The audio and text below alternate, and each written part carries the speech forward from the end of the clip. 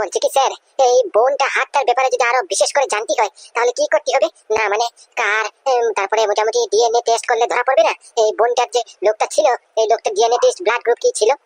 অবশ্যই অবশ্যই, কেন পড়বে না? আরে বাবা, মেডিকেল সায়েন্স আজকাল এত এগিয়ে গেছে, কি বলবো তোমাদেরকে। সামান্য একটা চুলের টুকরো দিয়ে মোটামুটি মানুষের বায়োডাটা পুরো বের করা যায়। আর এটা তো আস্ত একটা হাড়ের টুকরো, এটা দিয়ে তো মোটামুটি পুরো গোষ্ঠী গুর্দা সব বের হয়ে যাবে, বুঝতে পারিস? বাহ, ওয়ান্ডারফুল। তাহলে স্যার আর একটু কষ্ট করবেন। আরে বাবা, কষ্ট করবো না মানে? কষ্ট করার জন্যই তো এসেছি।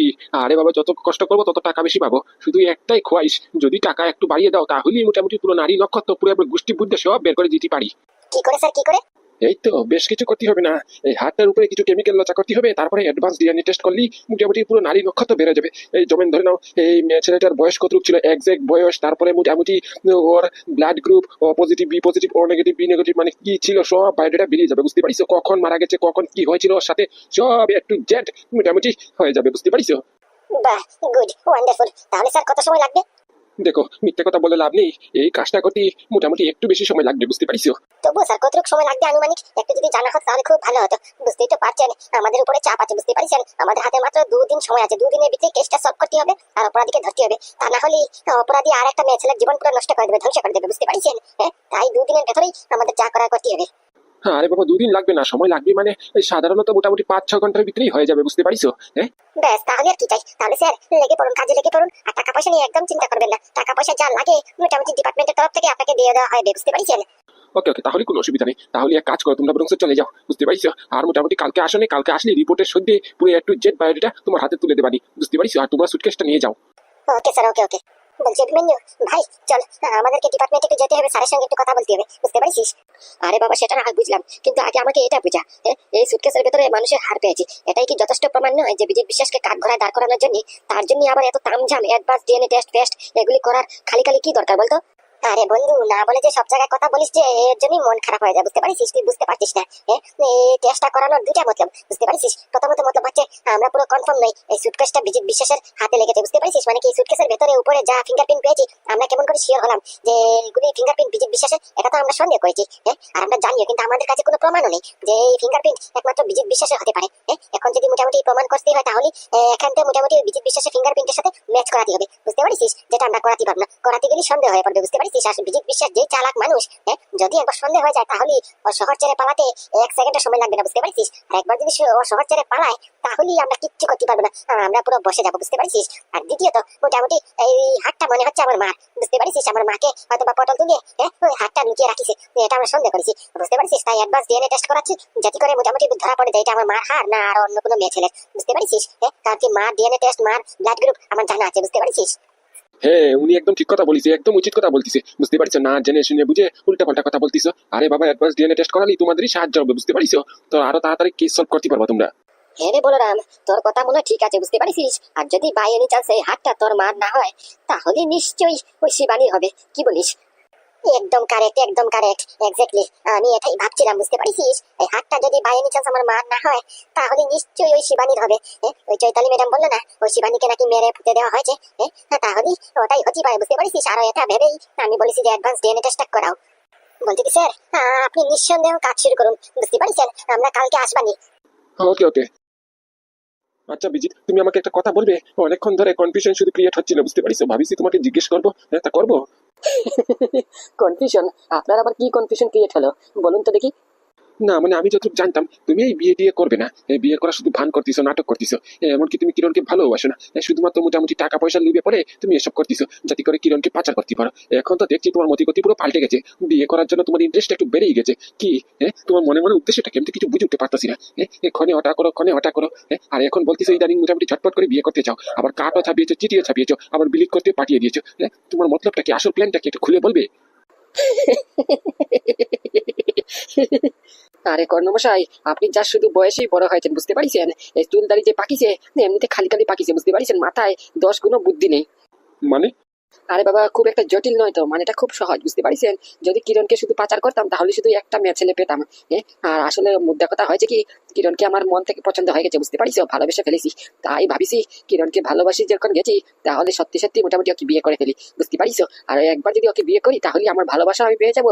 আর আরেকদিকে মোটামুটি কিরণের ভরসা জিতে, বিশ্বাসটা জিতে, কিরণের মোটামুটি রিলেটিভ, তারপরে ওর যত ফ্রেন্ড সার্কেলে ফ্রেন্ড বন্ধু বান্ধবীরা আছে, তো সবের ঠিকানা অ্যাড্রেস মোটামুটি বায়োডাটা নিয়ে এই একটা মেয়ে ছেলে দিয়ে মোটামুটি কখানা মেয়ে ছেলে কালেক্ট করতে পারবো, ধরতে পেরেছো? উম, না না দাঁড়াও, আমার না সব গুলিয়ে মিলিয়ে যাচ্ছে। কি কি রকম করে প্ল্যানটা করলে কিছু তো বুঝলাম না গুড়া। তুমি মানে বলতে চাইছো যে মোটামুটি কিরণকে ভালোবেসে ফেলেছো, আচ্ছা ঠিক আছে, ভালো কথা, ওকে বিয়ে করেছো, এটাও ভালো কথা। কিন্তু এটা বুঝলাম না কি কিরণকে দিয়ে তুমি আরো অন্য মেয়ে ছেলেকে কালেক্ট করবা, মানে কিছু বুঝলাম না।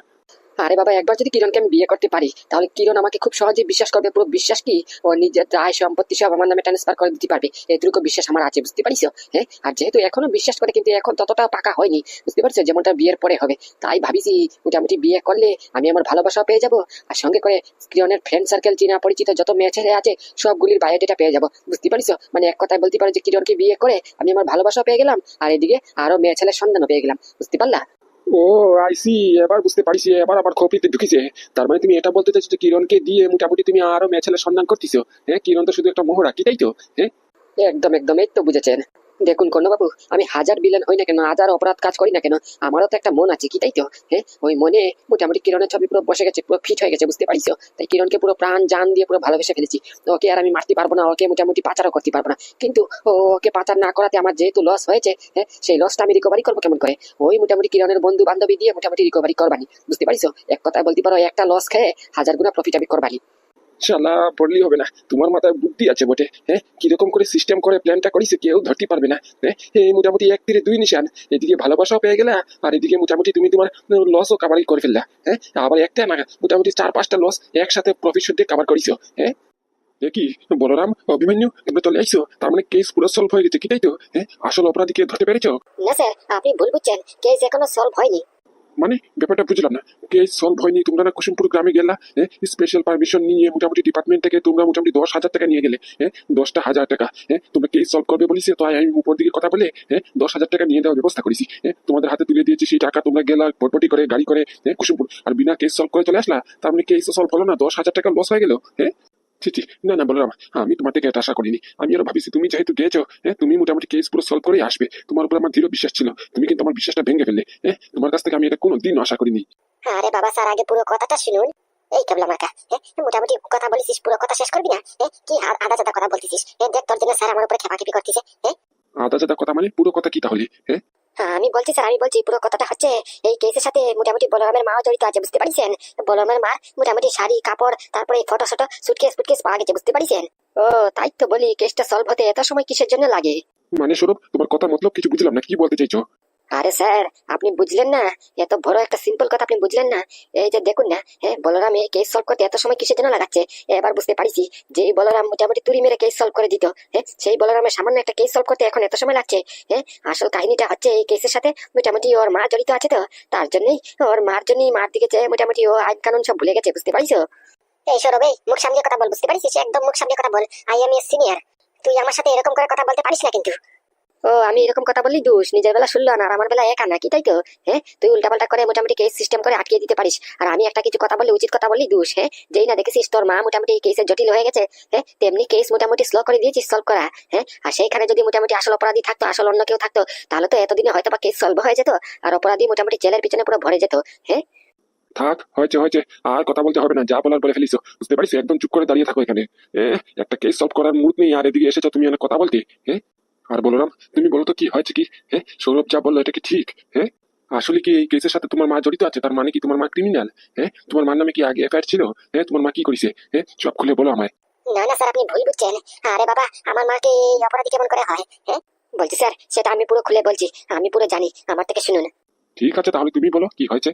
বলছি স্যার, আমরা যখন কুসুমপুর গিয়েছিলাম ওখানে তদন্তর ফলে আমরা একটা সিক্রেট খাজানা পাই, বুঝতে পারছেন, মানে কি সিক্রেট গুফা। এই সিক্রেট গুফার ভিতরে যখন তল্লাশি করতে যাই তখন একটা সুটকেস পাই, এই পিঙ্ক কালারের সুটকেস। যে সুটকেসটা ছিল বলরামের মার, বুঝতে পারছেন। এই সুটকেসের ভিতরে বলরামের মার ফটো, ওর শাড়ি, তারপরে একটা হারও পাওয়া গেছে, বুঝতে পারছেন। ওই হারটা আমরা মোটামুটি ফরেন্সিক ডিপার্টমেন্টে দিয়েছি। ফরেন্সিক ডিপার্টমেন্ট বলেছে মোটামুটি অ্যাডভান্স ডিএনএ টেস্ট করতে হবে, তাহলে ধরা পড়বে যে এই হারটা কার, বুঝতে পারছেন। ব্যাস এতটুকুই তার মার রোল এই কেসের মধ্যে, ব্যাস এতটুকুই। ওর মা একটা সুটকেস পাওয়া গেছে, বুঝতে পারছেন। আরে বাবা, ওর মার সুটকেস ওই কুসুমপুর গ্রামে গেল কেমন করে, সেটাই তো বুঝলাম না। এক বিশাল বড় কাহিনী স্যার, তবে শর্ট করে বলছি কি বলবো বলবো? হ্যাঁ বলে ফেল। এ কি তুমি বলরামের কাছ থেকে পারমিশন নিচ্ছ? হ্যাঁ, আমি সামনে থাকা অবস্থায় তুমি আমার সামনে বলরামের কাছ থেকে পারমিশন নিচ্ছ আমাকে বলার জন্য? হ্যাঁ, এই না না না না না স্যার, আপনি ভুল বুঝছেন। আর স্যার, আসল ঘটনাটা হয়েছে কি, এটা পার্সোনাল জিনিস একটা, বুঝতে পারছেন, বড়লামের মার সাথে জড়িত। তাই ওর পারমিশনটা নেওয়াটা একটু জরুরি না? এটা একটা সেনসিটিভ ইস্যু। সেনসিটিভ ইস্যু মানে?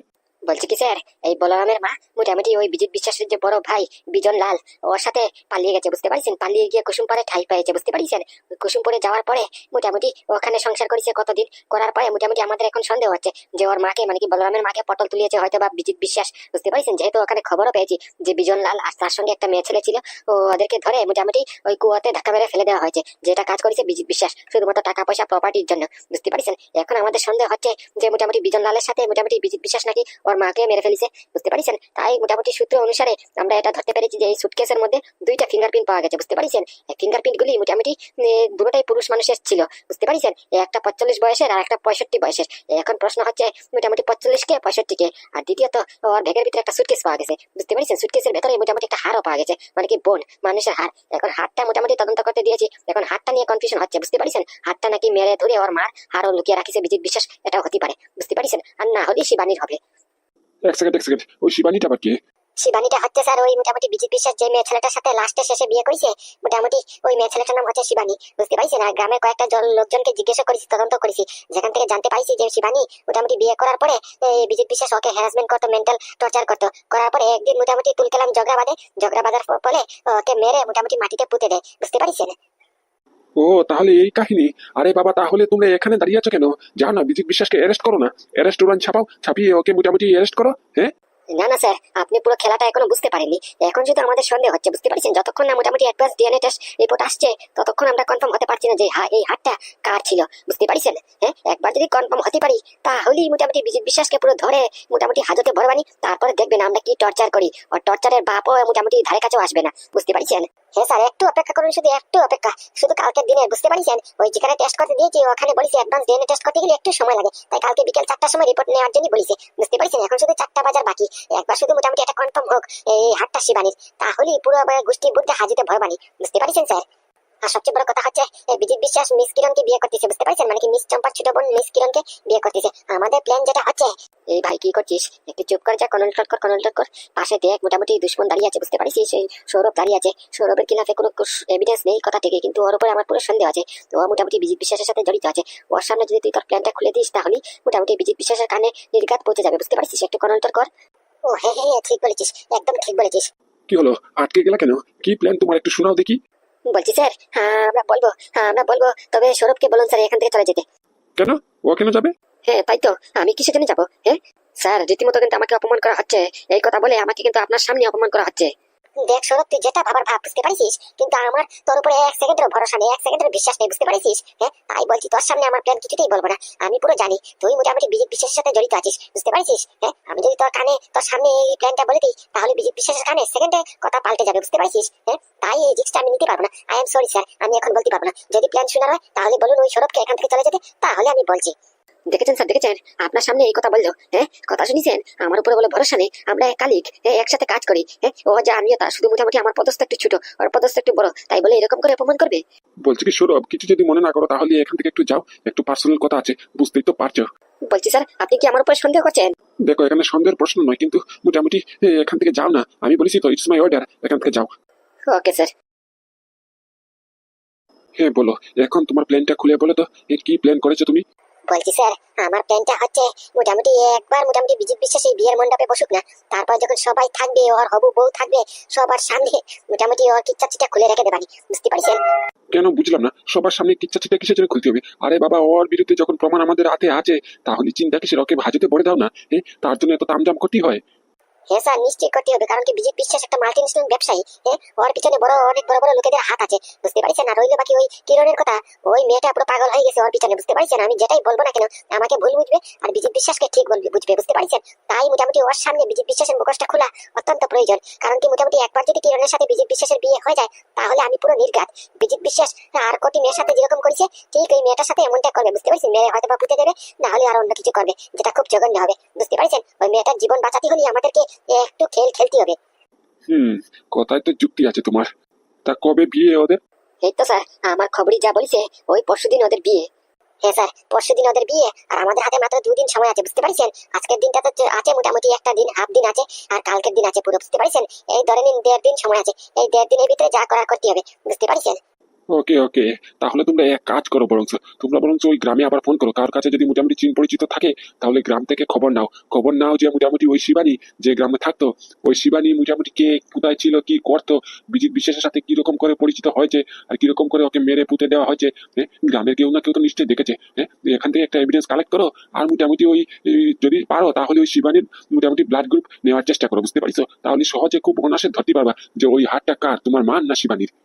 না না, তোমরা এক কাজ করো, তাহলে সবচেয়ে বড় ভালো হবে, তোমরা বরঞ্চ ওই গ্রামে আবার যাও, বুঝতে পারছো? এখন এই মুহূর্তে আবার যাও, গিয়ে তদন্ত করো, বুঝতে পারছো? মোটামুটি ওই শিবানীর রিলেটিভ, ঘরের ফ্যামিলি মেম্বার সদস্য কেউ আছে কিনা না জীবিত, তার থেকে মোটামুটি পুরো বায়োডাটা বের করো, বুঝতে পারছো? ওই গ্রামে গিয়ে একটু ভালো দিকে ছানবিন করো।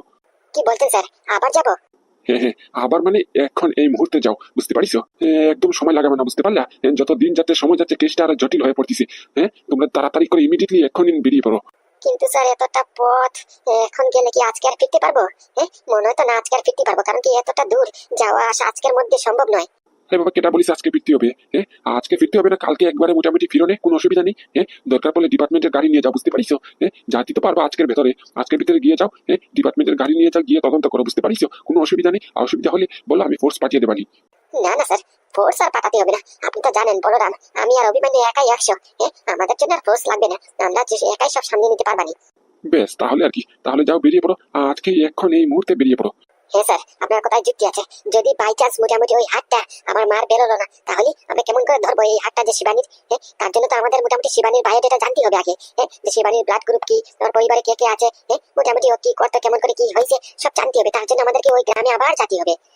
হ্যাঁ, একদম একদম, তার জন্য বলছি এক্ষুনি বেরিয়ে পড়ো, আর ডিপার্টমেন্টের গাড়ি নিয়ে যাও, বুঝতে পারিস? ডিপার্টমেন্ট থেকে মোটামুটি টাকাও দিয়ে দেবানি তোমাকে। ওখান থেকে গাড়িটার পেট্রোল পুরো ফুল করে নিও, ট্যাঙ্কি পুরো ফুল করে নিও, আর কোনো অসুবিধা নেই, টাকা খরচাপাতি যা লাগে সব ডিপার্টমেন্ট বহন করবে, তোমার কোনো 1 টাকা কানা করিয়ে খরচা করতে হবে না, বুঝতে পারিস? ওকে স্যার, ওকে ওকে।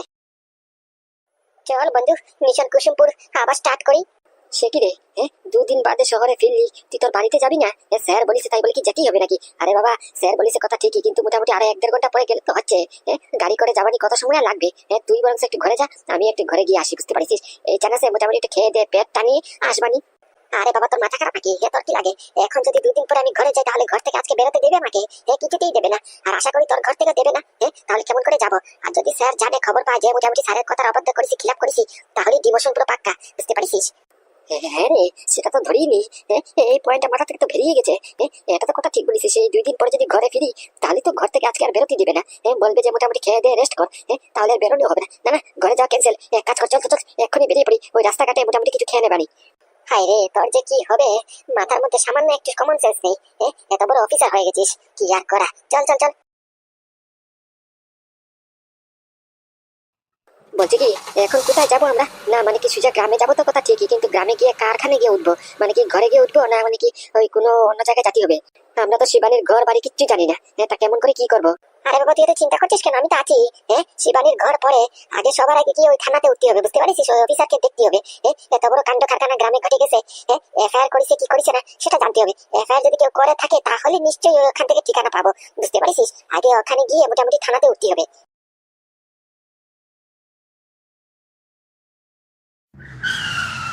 চল বন্ধু, আমরা চলে এসেছি আমাদের গন্তব্যস্থানে। চল এবার যাই ভেতরে। হ্যাঁ চল চল। কি কনস্টেবল, আমাদের থানার কি ইলেকট্রিসিটি বিল ভরা হয়নি? কারেন্ট যাচ্ছে আসছে, কি হচ্ছে কি? না মানে স্যার, আসলে ঘটনাটা হয়েছে কি, গত মাসে মোটামুটি টাকা স্যাংশন হয়েছিল কথা ঠিকই, কিন্তু ওখান থেকে টাকা স্যাংশন হওয়ার পরে টাকা যখন এসেছে, ওখান থেকে কারেন্টের বিলটা আমি আমার পার্সোনাল কাজের জন্য ইউজ করে ফেলেছি, তাই ইলেকট্রিসিটি বিল আর ভরা হয়নি, বুঝতে পারছেন? তার জন্য হয়তো বা এই মোটামুটি কানেকশনটা কেটে দিয়েছে। দেখিছো কাণ্ডটা, দেখিছো? আরে বাবা, তোকে কতবার করে বললাম, তোর যদি টাকা পয়সা করি দরকার পড়ে, তাহলে দরকার পড়লে সাধারণ জনগণকে মারবি, সাধারণ জনগণের কাছ থেকে ঘুষ নিবি, কমিশন নিবি। তুই মোটামুটি আমরা যেখানে কাজ করি, আমরা যেখানে থাকি, এখানে ইলেকট্রিসিটির বিল তুই খেয়ে ফেলেছিস।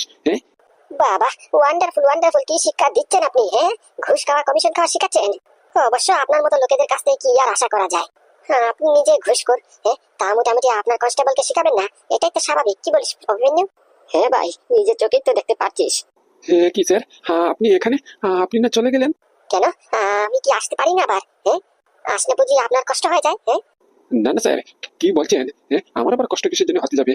বলছিলাম কি স্যার, আমি তো শুনলাম নাকি আপনি নাকি চলে গেছেন। হ্যাঁ, আবার যে চলে আসবেন তা জানা ছিল না আর কি। ওই হঠাৎ করে দেখলাম আর কি, তাই একটু তাজ্জব হলাম। আর সবচেয়ে বড় কথা হচ্ছে, আপনি এখানে কি কোনো কাজ আছে নাকি স্যার?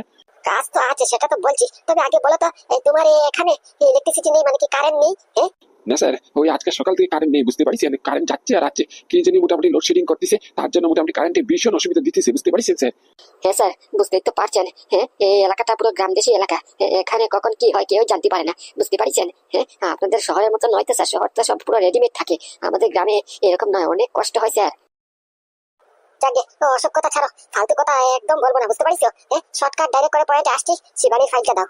এ, শিবানী? হ্যাঁ, শিবানীর ফাইলটা দাও তো। বলছি স্যার, কোন শিবানী স্যার? চিনলাম না তো।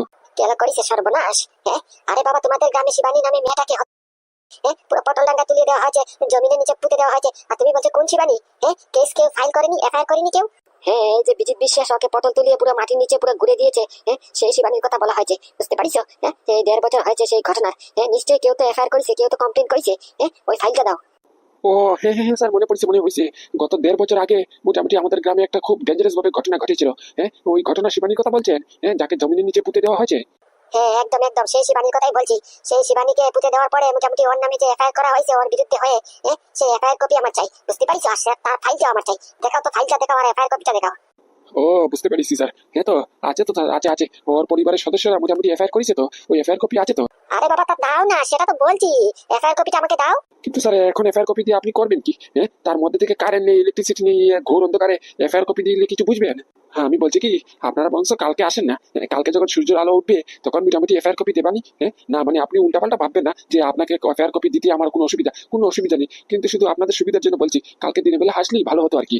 এখন রাত বেলা অন্ধকারে আপনি কিছু বুঝবেন না।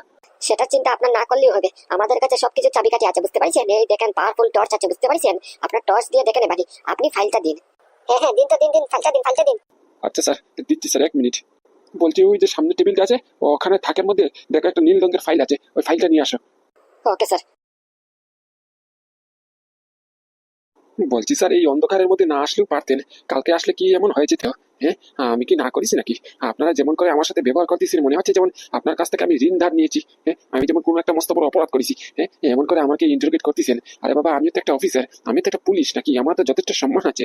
থাক, সম্মানের কথা আপনি না বললেই ভালো হয়। আরে কি হলো, এত সময় লাগে নাকি একটা ফাইল আনতে? হ্যাঁ, বললাম ওই টেবিলের থাকের মধ্যে নীল রঙের একটা ফাইল আছে, এটা আনতে কি এত সময় লাগে? ঝটপট করে নিয়ে আয়। আনছি স্যার, আনছি। একটু সময় দিন না। হ্যাঁ, বাড়ি আজব তো। এদের রাগ আমার উপরে মিটাচ্ছেন কিসের জন্য? এই তোকে বলিস বেশি কথা বলতে, এত বেশি কথা আবার কিসের জন্য বলিস? তোকে যে কাজটা দিয়েছি সেটা কর না। এই নিন স্যার, ধরুন। বলছি কি স্যার, এই নিন সেই ফাইলটা, শিবানীর ফাইল। তার মধ্যে কেসের মোটামুটি পুরো বিগতপত্র আছে, এরপরে মোটামুটি এফআইআর কপিও আছে। ওকে ওকে।